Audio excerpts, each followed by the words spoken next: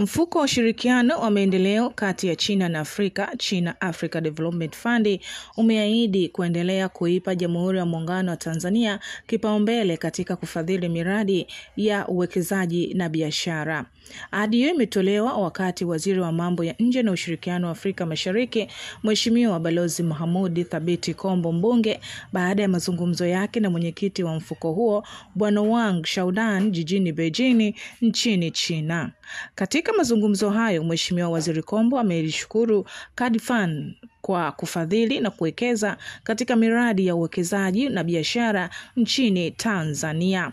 Uwekezaji huo ni katika kutekeleza makubaliano yanayofikiwa kupitia jukwaa la ushirikiano la China na Afrika AFOCUS. Mheshimiwa Kombo ameutaka mfuko huo kuongeza zaidi kiwango cha fedha kinachojengwa kwa miradi ya Tanzania.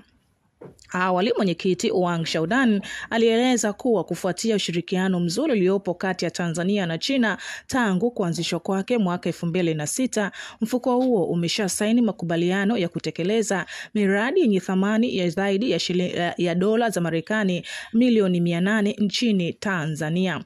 Hivi sasa mfuko huo unawezesha miradi yenye thamani ya dola za Marekani zaidi ya milioni 73 nchini Tanzania.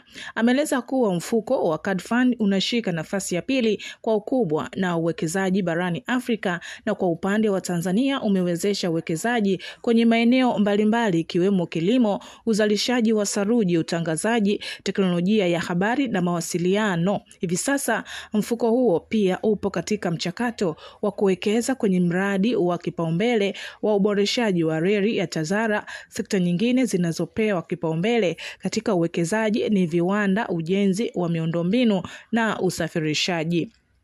Kutokana na hilo, Mheshimiwa Kombo ameeleza kuwa ushirikiano baina ya Tanzania na China ni wa kipekee na wa mfano. Hivyo amewaomba CADFund kutanua wigo wa uwekezaji wake nchini na kuwekeza katika maeneo mengine, hususan kilimo cha soya, kuongeza thamani ya madini na utalii, ili kuakisi maeneo mapya ya ushirikiano na nchi za Afrika.